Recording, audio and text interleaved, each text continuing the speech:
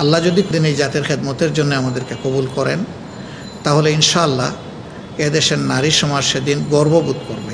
জামাতে ইসলামের বিরুদ্ধে অনেকগুলা জুজুর ভয়ের মধ্যে এটাও একটা জুজুর ভয় দেখানো।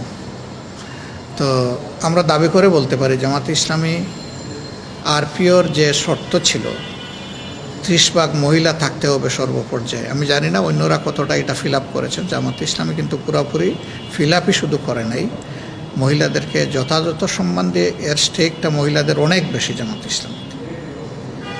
1 নম্বর। 2 নম্বর হলো আমাদের ঘরে কি মা বোন নাই? আমরা কি আমাদের মা বোনদের সম্মান দিতে পারি না? যদি আমাদের পরিবারের মা বোনদেরকে আমরা সম্মান দিতে পারি, ইনশাআল্লাহ আমরা রাষ্ট্রের মা বোনদেরকেও সম্মান দেব।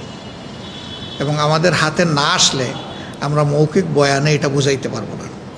আল্লাহ যদি দিন এই জাতের খেদমতের জন্য আমাদেরকে কবুল করেন, তাহলে ইনশাআল্লাহ এদেশের নারী সমাজ সেদিন গর্ববোধ করবে এবং সেদিন তারা সম্মানের সাথে সমাজের সকল ক্ষেত্রে অবদান রাখবে ইনশাআল্লাহ। রসুল করিম সাল্লাল্লাহু আলাইহি সাল্লামের সাথে মহিলারা যুদ্ধ করে নাই, রাষ্ট্র পরিচালনায় মহিলাদের পরামর্শ আল্লাহ রসুল নেন নাই, সবই তো নিয়েছে। তা আমরা কি তার বাইরে যাব? এক্ষেত্রে আমাদের স্বাভাবিক কার্যক্রম সকল ক্ষেত্রে অব্যাহত ছিল, সকল পরিস্থিতিতে আমরা বন্ধ করি নাই কখনো, এটা আমাদের চলবে ইনশাআল্লাহ। কিন্তু আমরা বিশেষ গুরুত্ব দিচ্ছি আইন শৃঙ্খলা পরিস্থিতিতে আমাদের যেন ইতিবাচক অবদান সকল ক্ষেত্রে থাকে। কেউ যদি সুবিধাবাদী দুষ্কৃতিকারী সমাজে কোনো বিপর্যয় সৃষ্টি করতে চায়, জামাতে ইসলামের কর্মীরা জনগণকে সাথে নিয়ে যেন তাদেরকে রুখে দেয়, এটা আমাদের 1 নম্বর মেসেজ। আমাদের 2 নম্বর মেসেজ হচ্ছে যে সংখ্যাগুরু সংখ্যালঘু বলে একটা কথা সমাজে চালু আছে, যেটা জামাতে ইসলাম মানে না। আমাদের পরিষ্কার বক্তব্য যে এই দেশের জমিনের বুকে যারাই জন্মগ্রহণ করেছেন তারা সকলেই বাংলাদেশের গর্বিত নাগরিক, অধিকারের ক্ষেত্রে সকলেই সমান। ধর্মেও যার যার পছন্দ অত মানুষ গ্রহণ করবে এবং অনুসরণ করবে, এখানে কারো উপর কারো কোনো জবরদস্তি চলার কোনো সুযোগ নেই। কিন্তু সব সময়ই এই ব্যাপারে একটা ভয়, ভীতি, আতঙ্ক ছড়ানো হয়, যার কারণে এই বছর আমরা এই বিপ্লবের সাথে সাথে আমাদের লোকদেরকে মন্দিরগুলা এবং অন্যান্য ধর্মীয় প্রতিষ্ঠানগুলো পাহারা দেওয়ার দায়িত্ব দিয়েছি। এই পাহারা দিতে গিয়ে এক জায়গায় দুষ্কৃতিকারীদের হাতে আমাদের একটা ছেলের মাথাও ফেটে যায়, আসছিল, রুখে দিছে, খেপে গিয়ে মাথা ফাটাইয়ে দিছে, তার মাথাতে 11টা সেলাই লেগেছে, খুলনার পাইকগাছায়। আরও অনেক জায়গায় আমাদের লোকেরা মারধরের শিকার হয়েছে, কিন্তু চরম ধৈর্য ধারণ করেছে।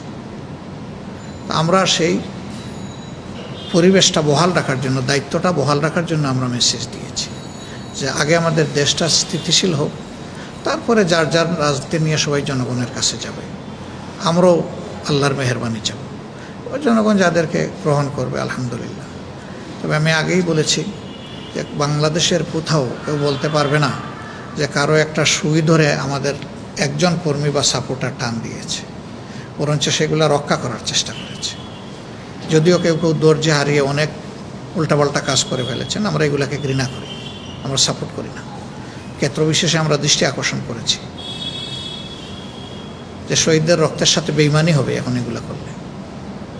এই যে হাজারের উপরে মানুষ এবং বেশিরভাগ তরুণ তরুণী, যুবক যুবতী, স্কুলের, কলেজের, ইউনিভার্সিটির ছাত্রছাত্রী, মাদ্রাসার ছাত্র, সমান তালে এবার রাজনৈতিক এবং ধর্মীয় সমস্ত সংগঠন তাদের সকল শক্তি নিয়ে আন্দোলনে ছিল। এদের সবার শহীদদের আত্মার সাথে বেইমানি হবে এখন যদি কেউ এই ধরনের নোংরা কাজ করে। দলীয় স্বার্থেও কোনো কাজ করে এখন ঠিক হবে না, এবং ব্যক্তির নোংরামিও এখানে চরিতার্থ করতে দেওয়া যাবে না। এই দুইটাই আমরা মনে করি এই সময় এখন আসেনি। আর নোংরামি, ওই লুটপাট, জমি দখল, চাঁদাবাজি, এগুলা তো সবসময় আমরা ঘৃণা করেছি, এখন আমরা ঘৃণা করি, এগুলোর সাথে আমাদের কোনো সম্পর্ক নেই।